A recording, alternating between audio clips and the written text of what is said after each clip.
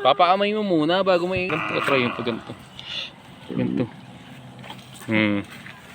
Ang galing. Sa gilid ng ilong. Huwag yan. Oh. Itong to. Uy, mga bebe yan. Pa ito nga. Ha?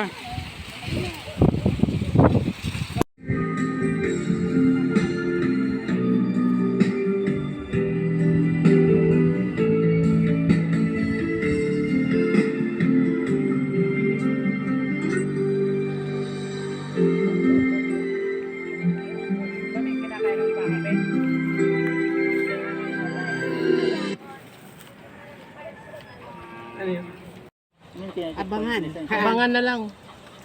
Mahirap magplano. Mas maganda pala yung biglaan, ano. Walang plano-plano. Oo nga, no. Basta pumunta na lang ang may gusto.